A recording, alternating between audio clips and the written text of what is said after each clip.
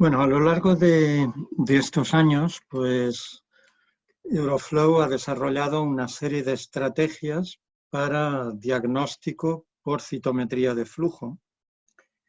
Y entre las estrategias que ha desarrollado tubos para diagnóstico y clasificación de inmunodeficiencias primarias y tubos para monitorización del sistema inmune.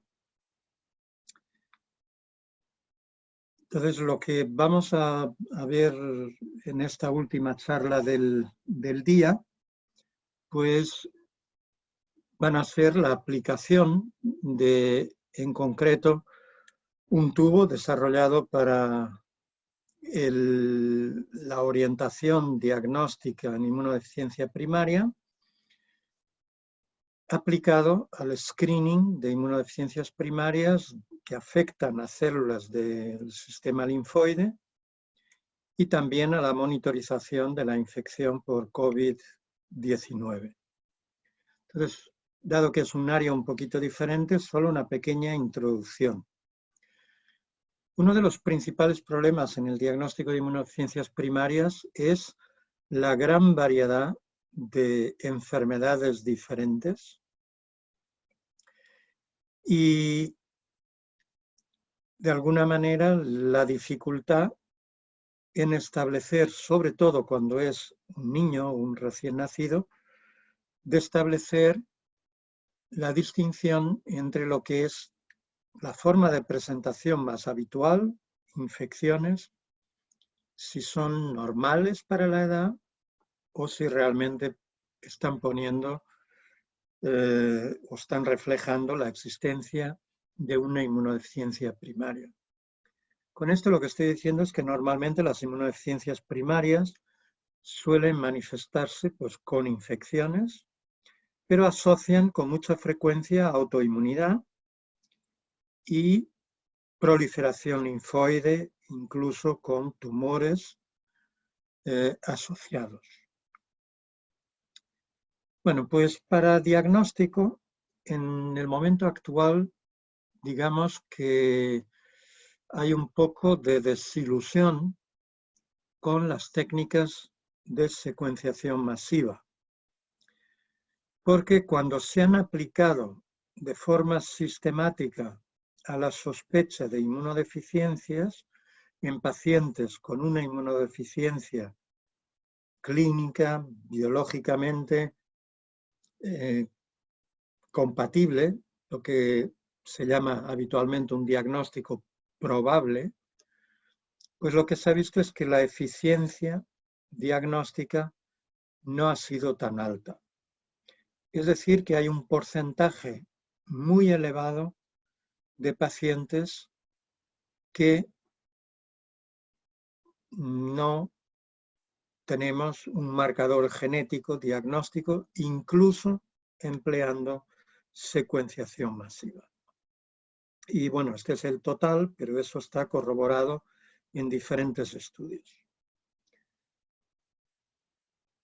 Entonces, de alguna manera, eso hace que se requiera de otras técnicas, de otro tipo de información que ayude a establecer el diagnóstico, sobre todo cuando no hay un marcador genético.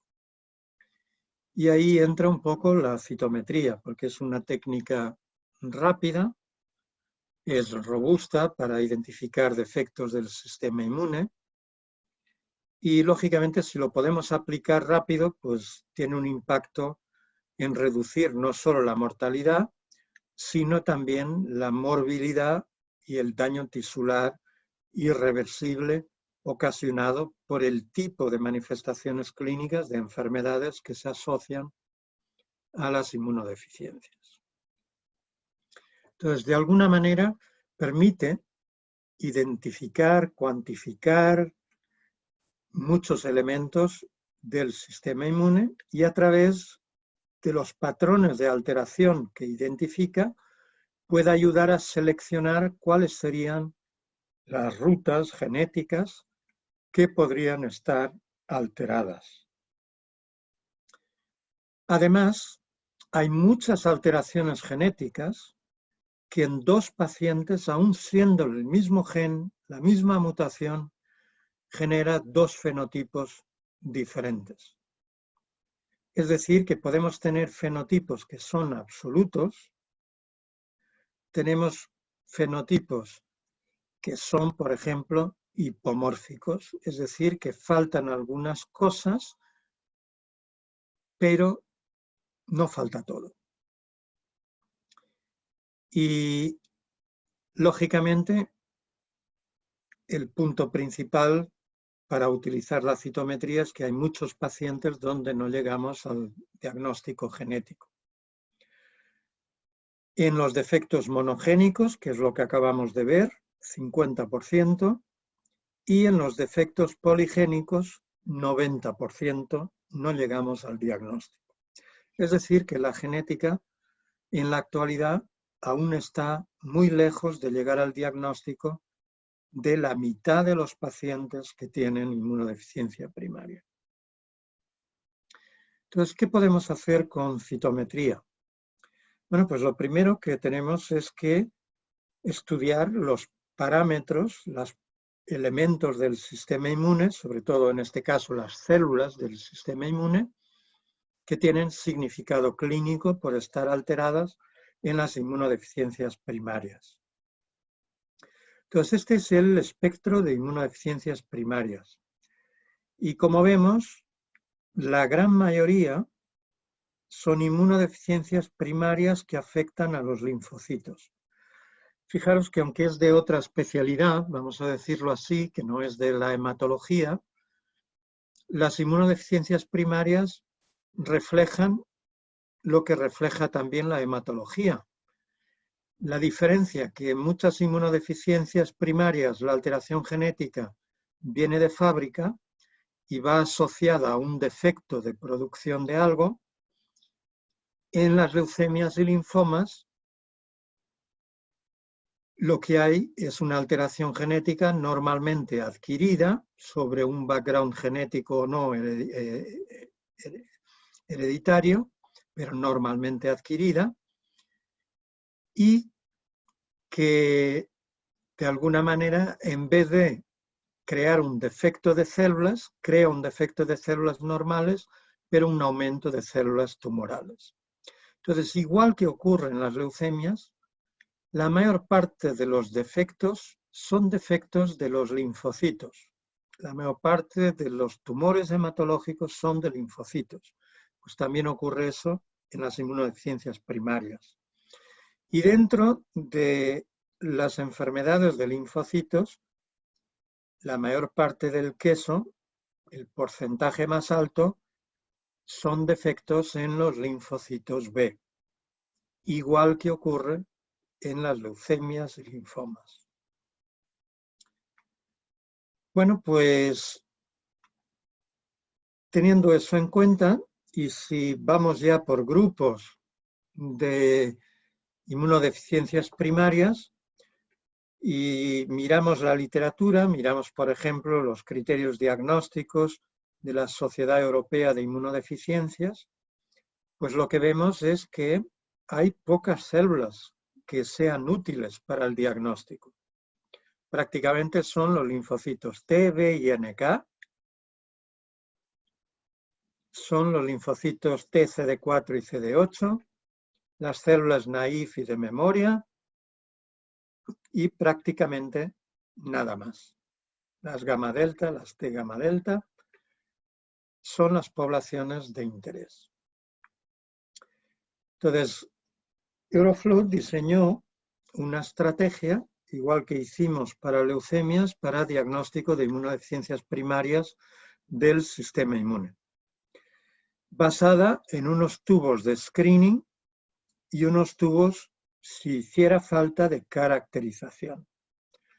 Y dentro de esos tubos de screening tiene una posición central el tubo que vamos a ver hoy, denominado un tubo de orientación a diagnóstico de inmunodeficiencia primaria, y que nos tiene que dar una idea de si hay un problema de célula B, de célula T.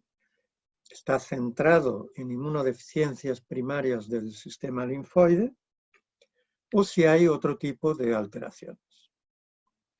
Bueno, pues este tubo está constituido por 12 anticuerpos en 8 colores, en 8 posiciones, y va a permitir estudiar todas las células que hemos dicho que son importantes, los linfocitos, los T, los B, los NK, los T gamma delta, los TCD4, los TCD8, naive, memoria y efectores.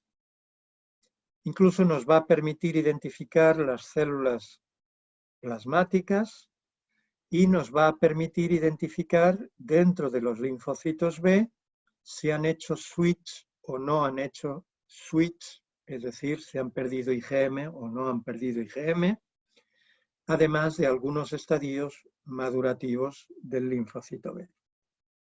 Memoria o naive. Bueno, pues el tubo en general, por ejemplo, si miramos en términos globales, permite identificar las células de la inmunidad innata, neutrófilos, eosinófilos, monocito, basófilo, células dendríticas y a la vez los tipos principales de linfocitos, T, NK y B. Y luego dentro de estos, de los T, permite identificar los gamma delta, porque tienen marcador, y dentro de los alfa beta, pues permite identificar por CD4 y CD8 los distintos compartimentos y por CD45RA y CD27 los estadios madurativos. Dentro de las células B permite identificar las células naive, las memoria IgM y las memoria que no son IgM, por lo tanto habrían hecho el switch con IgG, IgA o IgE. Bueno, pues, ¿cómo funciona?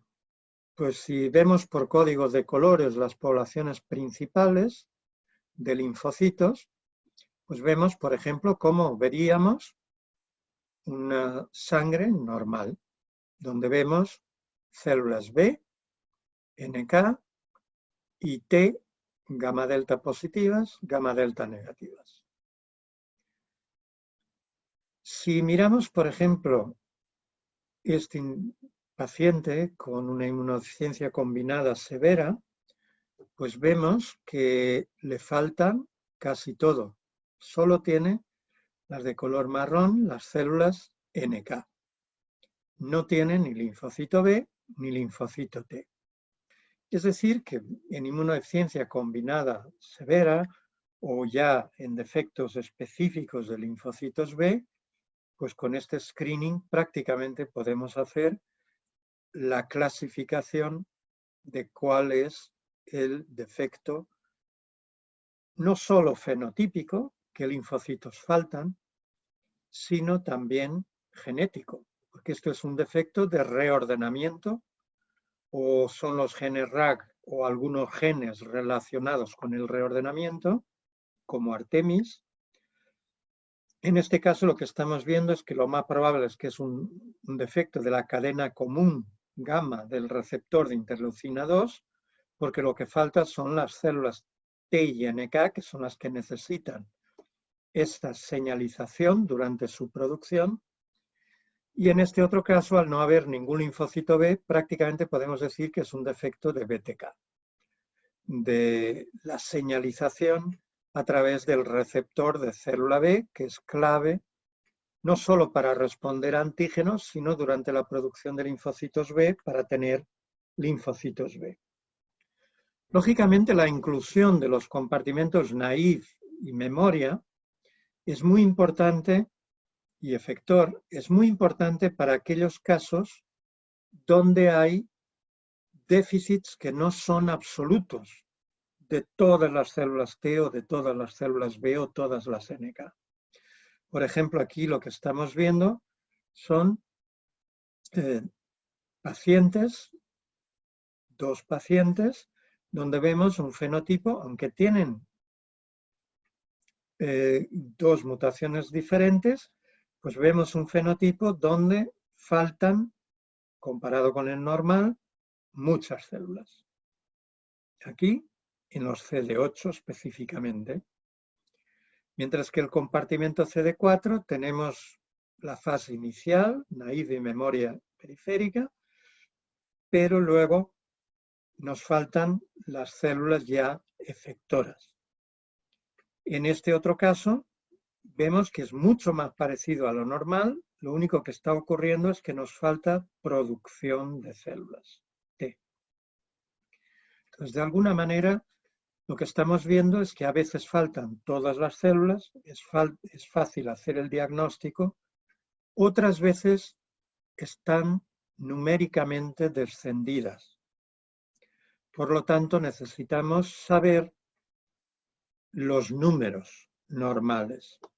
Este es otro ejemplo de un déficit de CD40 ligando, donde lo que estamos viendo es que falta un compartimento completo, que son las células IgM negativas. Es decir, que de alguna manera tenemos producción de linfocitos B, pero esos linfocitos B no son capaces de hacer el switch desde la expresión de IgM a la expresión de IgG o IgA. Bueno, pues dos tipos de defectos absolutos de una población que podemos ver y defectos parciales de un compartimiento. Entonces, precisamente por eso, para poder hacer bien el diagnóstico, necesitamos valores de referencia por edad. Entonces, Euroflow creó por lo menos unos valores preliminares de referencia basados en cerca de 300 individuos, con grupos en niños, pues con grupos de edades márgenes de edad muy estrecho. Prácticamente aquí estamos hasta los 10 años, 5 grupos, y luego en adultos, pues con grupos que incluyen rangos más amplios de edad. Y en general lo que vemos, claro, es que un niño, por ejemplo, que tiene entre 1 y 11 meses, tiene muchísimos más linfocitos B, totales o naïf,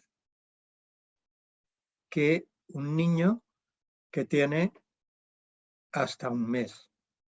Pero también tiene mucho más que un niño que tiene de 2 a 4 años.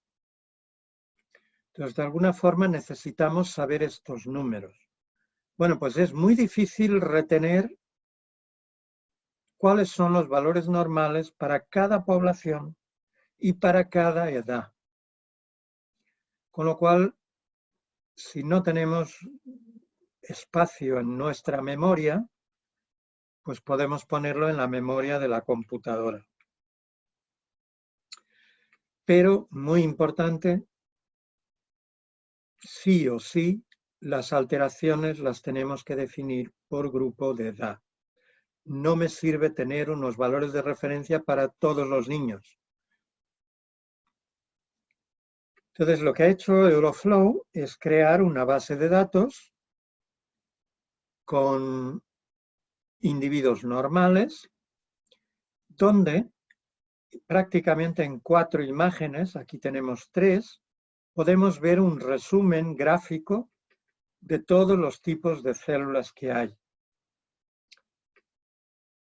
Y lo que vemos es que ahí tenemos pues, muchos controles, muchos individuos sanos. De hecho, tenemos en este momento, desde sangre de cordón hasta individuos de 89 años, pues un grupo de 250 individuos sanos. Y, por ejemplo, si dentro de las muestras normales comparamos un recién nacido con un niño de 6 meses, 3 años o un adulto, lógicamente nos va a llamar la atención, por ejemplo, menos células B aquí que aquí, más células B aquí que aquí,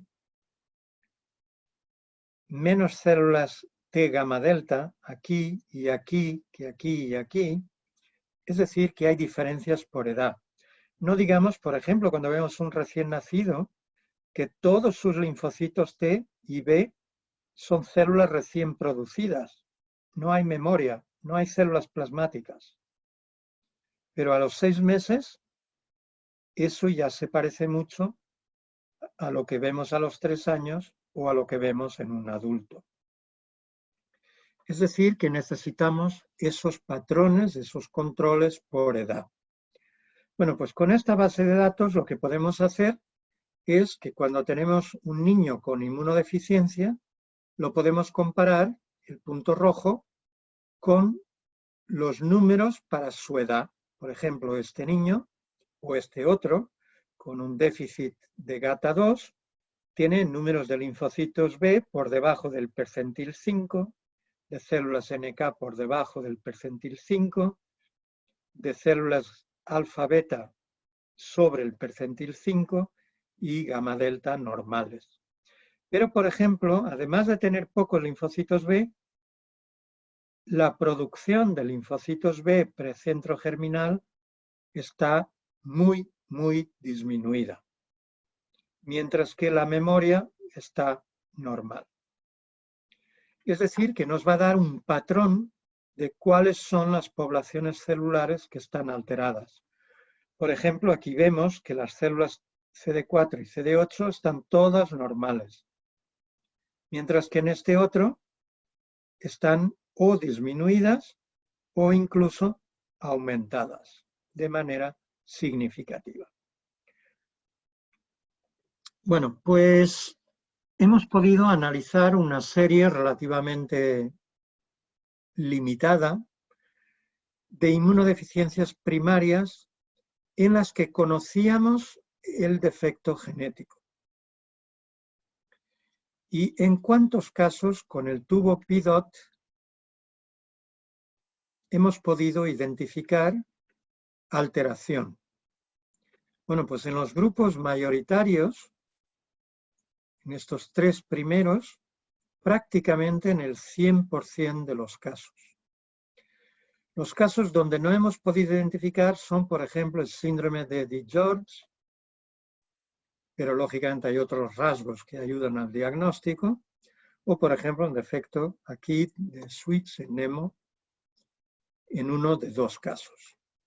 Entonces, si comparamos esto con el éxito que tiene el NGS en la literatura en estos mismos grupos de enfermedad, la citometría sería muchísimo más potente. Pero además la citometría permite clasificar. No solo hace el diagnóstico, sino que permite clasificar. Y estamos hablando solo de un tubo, solo del tubo PIDOT. Por ejemplo, lo hemos comentado anteriormente. Si yo tengo células NK, pero me faltan los linfocitos T y B, yo tengo un defecto de reordenamiento VDJ. Tengo un defecto en la producción de linfocitos T y B en algo que tienen en común, que es el reordenamiento de los genes de inmunoglobulinas y TCR. Veis que 2 defectos genéticos pueden tener el mismo fenotipo, porque su efecto fenotípico es exactamente el mismo. Pero el mismo defecto genético puede tener diferentes fenotipos. Bueno, ¿y por qué? Bueno, pues podría ser porque esto es una mutación heredada o una mutación que está ya en el cigoto, en la célula 1, y esto podría ser una mutación en forma de mosaico en el embrión. O porque de alguna forma, en el tiempo de vida, incluido en el desarrollo embrionario y fetal, ha habido intentos de corregir esas mutaciones. Pero lo que vemos es que en cualquier caso el patrón comparado con individuos de la misma edad, entre el recién nacido de 1 semana y los 6 meses, el patrón es sistemáticamente alterado con la misma tendencia. Defecto de producción. Algunos casos producen, por ejemplo, algunos linfocitos T pero son todos de memoria, lo cual quiere decir que producen naive muy pocos, o incluso que esos linfocitos T podrían ser de la madre. Y hay otros casos donde, junto con linfocitos T, hasta vemos gamma delta y vemos linfocitos B. Bueno, lo mismo ocurriría con defectos que afectan, por ejemplo, a genes implicados en la producción de linfocitos T. Entonces vemos, por ejemplo, como defectos del receptor de la interleucina 7 afectan de manera específica al linfocito T. Pero como no tenemos linfocito T, nos falta las células plasmáticas, las células de memoria. No hay ayuda para los linfocitos B para que respondan. Linfocitos T, 0. Puedo tener un defecto que se le parece, que tengo linfocitos B, tengo NK, pero no tengo T. Los linfocitos B que tengo están también solo en el compartimiento naive. Entonces, de alguna manera podemos tener también aquí defectos idénticos con genes diferentes, es decir, que la citometría no sustituye la caracterización genética, y podemos tener a su vez el mismo defecto genético con fenotipos diferentes. Nulos, me faltan las células T, las que se ven afectadas, o fenotipos hipomórficos, donde incluso puedo tener más afectadas las células NK que las T. Pero casi siempre, cuando tengo células T en estos defectos, no hay producción. No hay células naive, que fijaros en estos niños son muy abundantes. Entonces, de alguna manera, con citometría podemos clasificar los defectos. El perfil, por ejemplo, de las células B en los defectos BTK puede ser fenotipo nulo o hipomórfico, pero con números mucho más pequeños que en una inmunodeficiencia variable común o en un déficit de CD40 ligando, en los que vemos células que transitan hacia células de memoria, IgM, o incluso con algunas células en compartimentos de memoria no IgM. En definitiva, que podemos utilizar también la citometría para clasificar. Y finalmente, lo más importante, hasta aquí hemos visto inmunodeficiencias en que podemos llegar al diagnóstico genético. ¿Qué ocurre en las que no podemos llegar al diagnóstico genético? Bueno, pues son sobre todo los defectos de linfocitos B. En los defectos de anticuerpos, que si recuerdan representan más del 50% de todas las inmunodeficiencias primarias, y en aquellos que son poco frecuentes, pues sí que podemos llegar a la causa genética en la mayor parte. Solo un pequeño porcentaje tienen una alteración genética no identificada o una causa no identificada. Pero cuando vamos a las más frecuentes, la inmunodeficiencia variable común, la más común, pues lo que nos encontramos es que la alteración genética de base se desconoce en 90% de los casos. Es decir, que la mayor parte de los defectos de linfocitos B, de anticuerpos, las inmunodeficiencias primarias de anticuerpos, pues tenemos una causa genética desconocida. Bueno, pues el tubo PIDOT, que funciona muy bien en los defectos que conocemos bien la causa genética, funciona un poco peor en aquellos en los que no conocemos la causa genética. Vemos alteraciones en 64%, son 2/3, mucho mejor que la secuenciación, de las inmunodeficiencias variables comunes, pero si nos vamos a los déficits de IgA o de IgG y IgA, ya la frecuencia con la que podemos detectar con el tubo PIDOT baja mucho, la eficiencia diagnóstica. Entonces, por ese motivo es por lo que cuando tenemos un déficit de anticuerpos, cuando sospechamos un déficit de anticuerpos, además del tubo PIDOT, debemos incluir el tubo que ayuda a medir los isotipos y subclases de cadena pesada de inmunoglobulina. Es decir, un tubo que en la actualidad podemos condensarlo incluso un poquito más, podemos medirlo prácticamente en 10 colores, aquí está en 12, y que nos va a permitir no solo dividir los compartimentos de maduración de linfocitos B en sangre, desde los que acaban de salir de médula ósea, a los compartimentos naïf, CD5 positivo y negativo, los de memoria sin switch, con switch, las células plasmáticas, sino además, dentro de cada uno, las células que expresan diferente isotipo y subclase de inmunoglobulina. Bueno, pues con esta estrategia hemos podido demostrar, por ejemplo, que si nos centramos en las células plasmáticas sin memoria, en los compartimentos IgA, las líneas grises y los puntos grises son los valores normales, pues lo que vemos es que para algunas, sobre todo IgA2, todos los enfermos o prácticamente todos están por debajo de lo que es normal independiente de su edad. Es decir, que con esta estrategia complementaria podemos llegar al diagnóstico del 100% de los déficits de anticuerpos.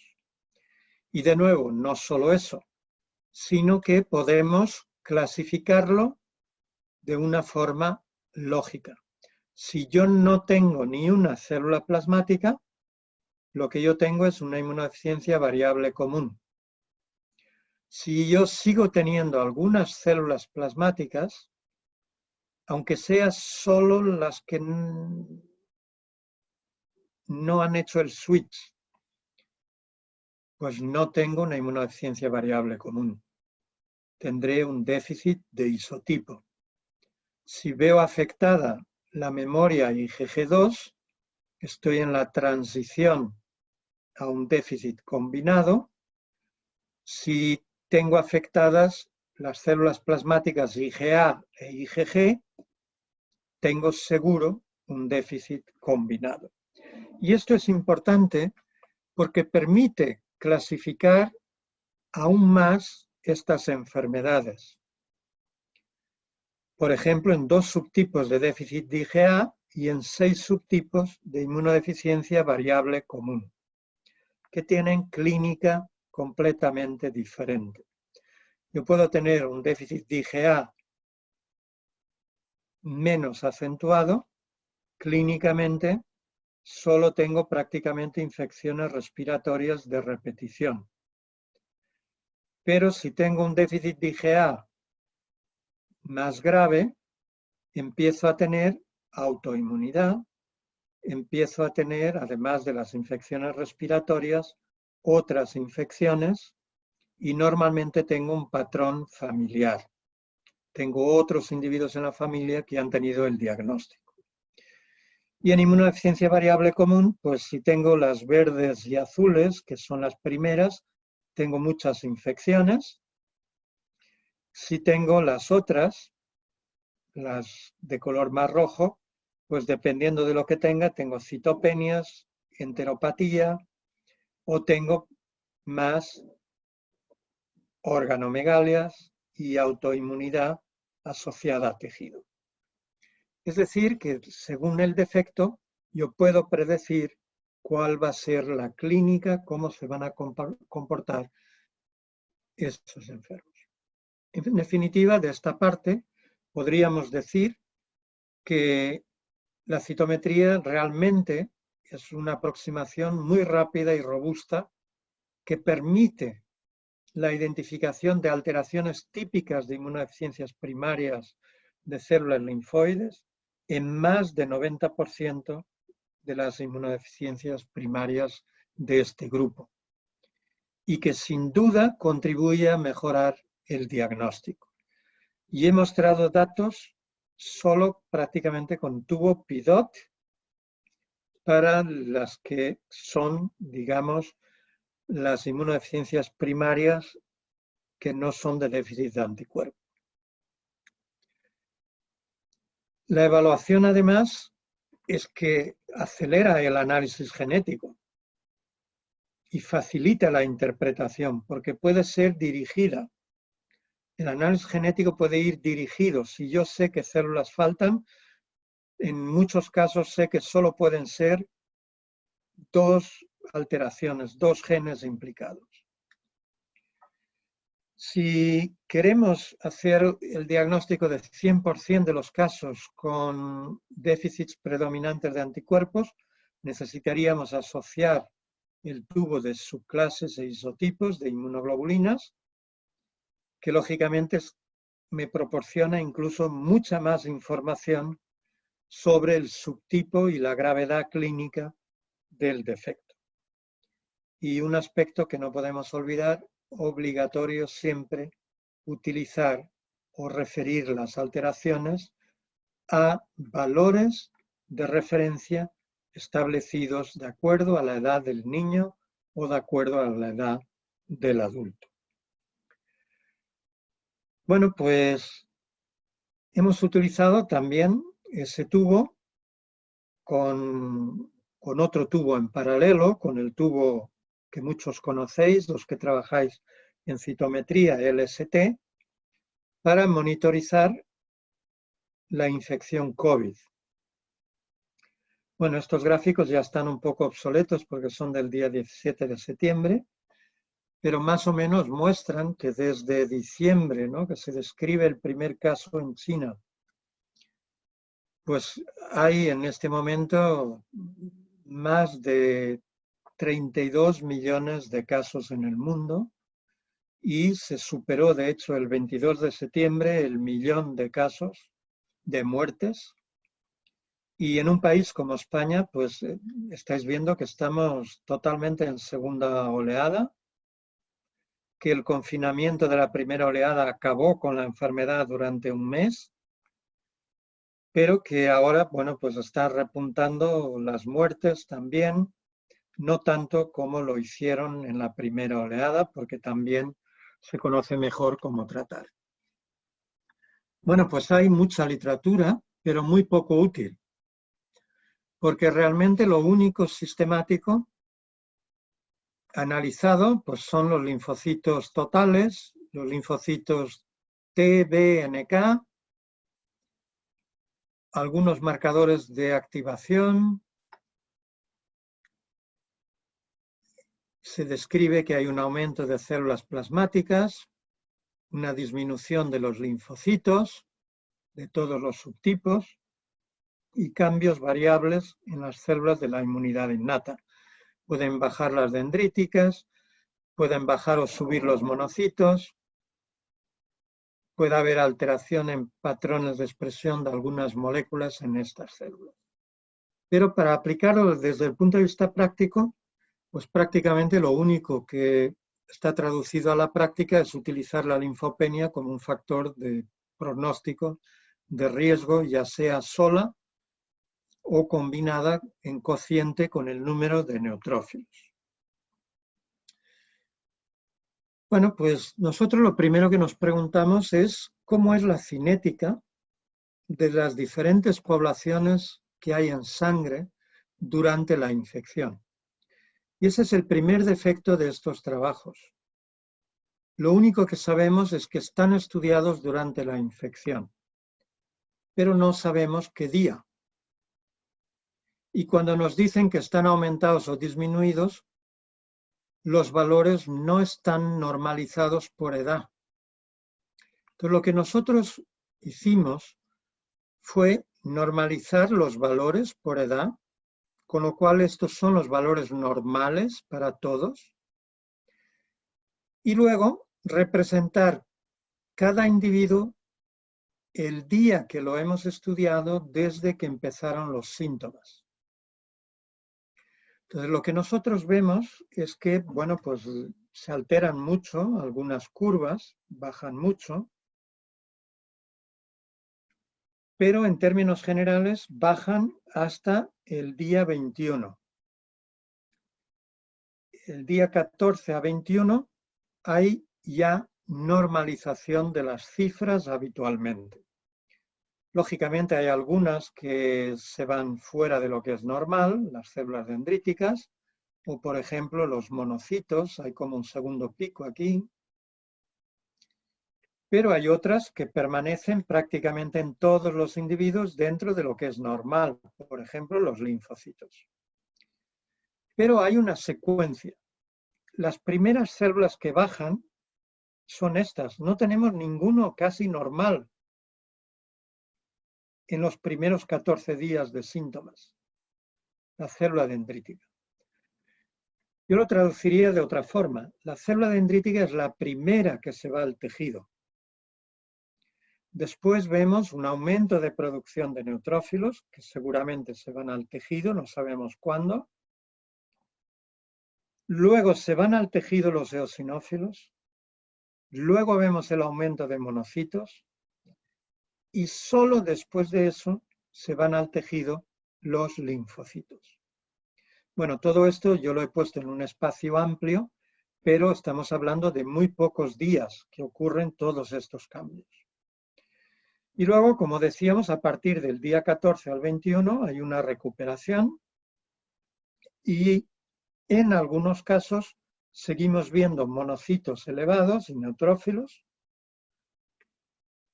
y las células que persisten elevadas son las células dendríticas, incluso meses después de la infección.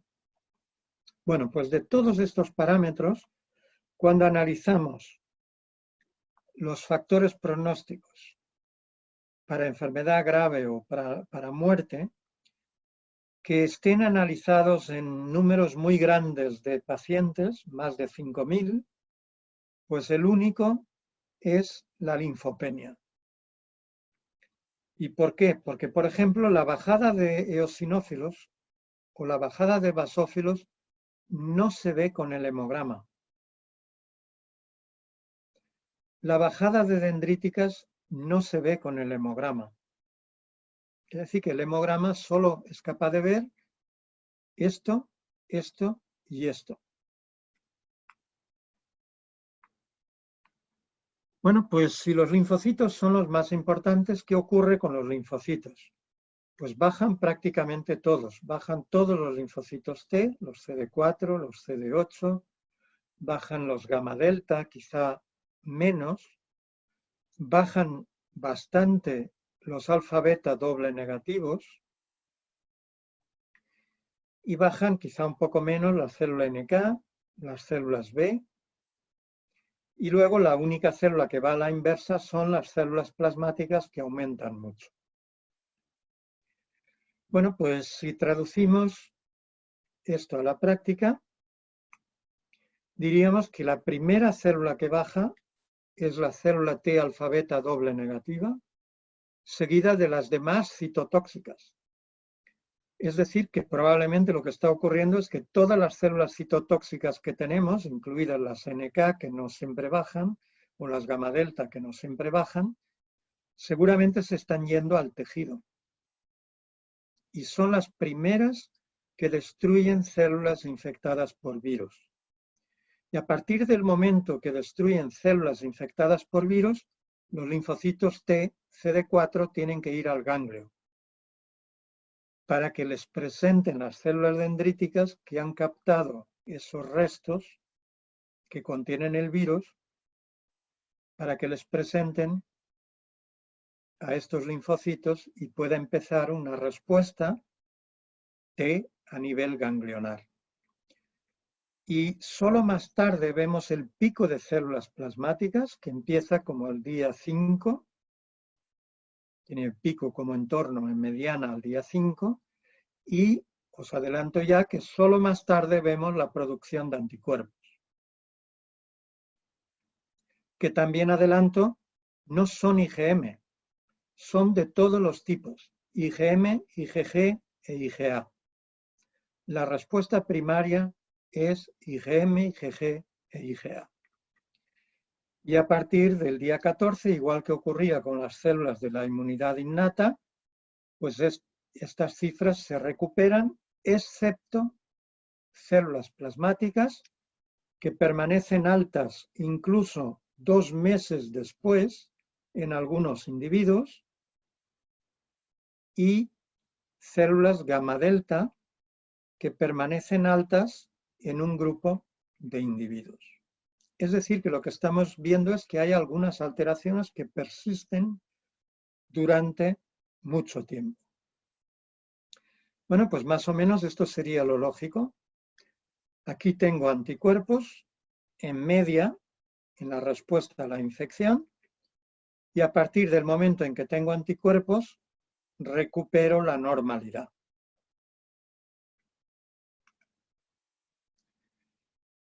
Bueno, pues, ¿qué parámetros de estos tienen impacto pronóstico?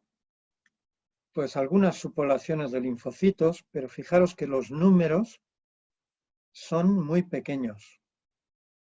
Es decir, si yo quiero ver el impacto en muerte y he estudiado 36 enfermos y tengo 6 muertes, lo que diga pues no es muy robusto. Si tengo 125 y se me han muerto 30, pues algo no ha funcionado bien con el tratamiento, porque esto no es la tasa habitual de muerte de los hospitalizados, aunque esto esté publicado en Science.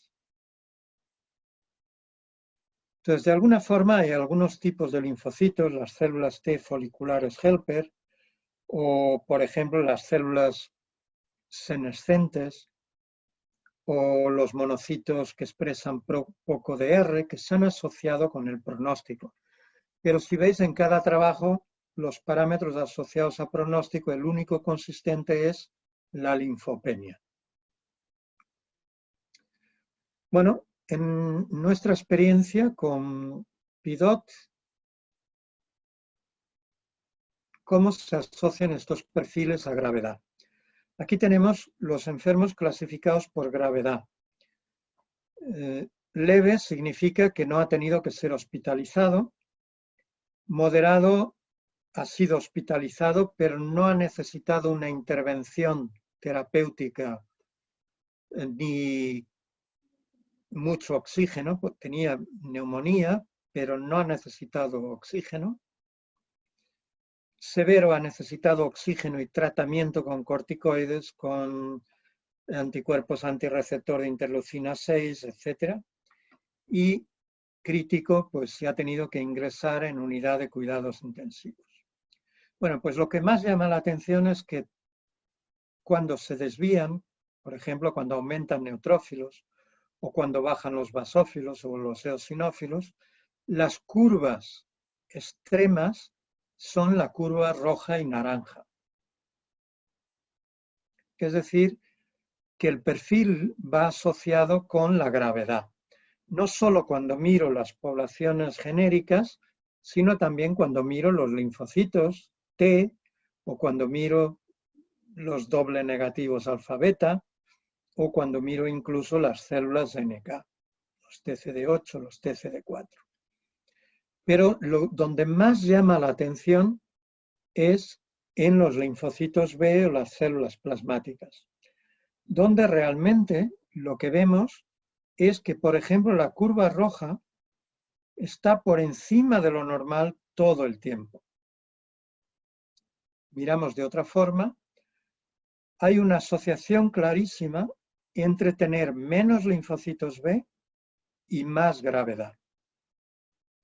Y esta relación es inversa con el número de células plasmáticas. Cuanto menos linfocitos B tengo, más células plasmáticas tengo. Y como tengo más células plasmáticas, tengo más anticuerpos. Por lo tanto, las formas leves, los enfermos que pasan una forma leve, muchos de ellos no tienen anticuerpos detectables. Los que tienen muchos anticuerpos son los que han pasado una forma grave. Bueno, pues prácticamente teniendo en cuenta las células plasmáticas de linfocitos B, puedo distinguir las formas leves de la gran mayoría de las formas moderadas o graves. Bueno, pocos linfocitos B. Sabemos desde hace tiempo que el número de linfocitos B baja con la edad en adultos, pero baja sobre todo en individuos que tienen clones de linfocitos B tipo el LC. Y dentro de estos individuos, específicamente en los hombres, si los comparamos con las mujeres. Entonces, de alguna forma, los hombres tienen menos linfocitos B, los linfocitos B se asocian a gravedad, el tener menos linfocitos B se asocia a edad, y estos tres factores están relacionados. Y de hecho teníamos datos previos de hace unos años de que en la población general, en sujetos normales, sanos, los que tienen clones MBL se mueren antes o se mueren más rápido. Y se mueren más rápido sobre todo por infecciones respiratorias. Es decir, que el tener MBL y tener pocos linfocitos B podría ser un factor pronóstico de gravedad. Entonces, hemos analizado qué impacto había. Bueno, pues lo primero que llama la atención es que sobre esos individuos que habíamos estudiado de la región de Salamanca hace unos años y en los que habíamos detectado 30% de casos, perdón, 15% de casos, 14, que tenían clones, pues cuando ahora hemos analizado 200 enfermos con 193 infectados con COVID, tienen clones más del doble, 32%. Y si nos vamos a los mayores de 50 años y a los hombres, la frecuencia de clones MBL es casi del 50%. Y en los mayores de 70, más del 50%. Es decir, que hay, al parecer, una asociación entre ir al hospital por un COVID que es muy sintomático y que aunque no requiera ingreso, pues hay una frecuencia mucho más elevada de clones MBL. Y uno de los aspectos muy interesantes es que cuando comparamos el pico de células plasmáticas para los pacientes que no tienen clones MBL, los azules, y los que tienen clones, los rojos, el pico para los que tienen clones es 4 días más tarde. Es decir, que la respuesta de anticuerpos en quien tiene clones MBL ocurre 4 días más tarde que en otros individuos que no tienen clones MBL. ¿Y eso en qué se traduce? En que los enfermos con clones MBL pasan en el hospital el doble de días que los que no tienen clones MBL de la misma edad. Es decir, que requieren más tiempo de hospitalización, más tratamiento con oxígeno y por lo tanto tienen también más formas graves y menos formas leves que aquellos enfermos que no tienen clones MBL. Bueno, pues un análisis multivariante para predecir gravedad efectivamente mostró que además de otros parámetros que ya están descritos, pero parámetros muy simples como la edad, los síntomas que presenta, algunos síntomas que presentan al diagnóstico,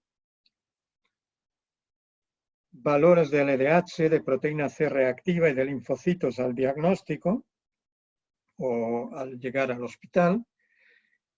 Y la presencia de clones MBL o linfocitos B son los factores pronósticos independientes. Yo creo que todos reconocemos el peso de la edad. Yo lo que quería llamar la atención es que la edad pesa 12% o 10%. El conjunto de estos parámetros MBL y linfocitos B pesa 12% o 12%. Es decir, que pesa lo mismo que la edad. Es un factor pronóstico tan importante como la edad. Y con este modelo, pues podemos predecir, al acudir al médico, quién va a tener una infección leve, se predice perfecto, quién va a tener una infección grave y quién va a tener que ser hospitalizado con más o menos necesidad de oxígeno, de tratamiento con corticoides, pero sin tener que llegar a ingresar en la unidad de cuidados intensivos. Bueno, pues nos queda simplemente comentar qué ocurre después de la infección. ¿Es todo vuelve a lo normal o no? Bueno, pues no vuelve a lo normal.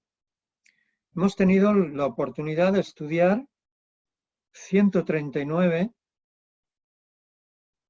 pacientes que han pasado el COVID, han sobrevivido, la mayor parte formas leves, y que los hemos estudiado entre 8 y 10 semanas después de tener la PCR negativa. Por lo tanto, posinfección.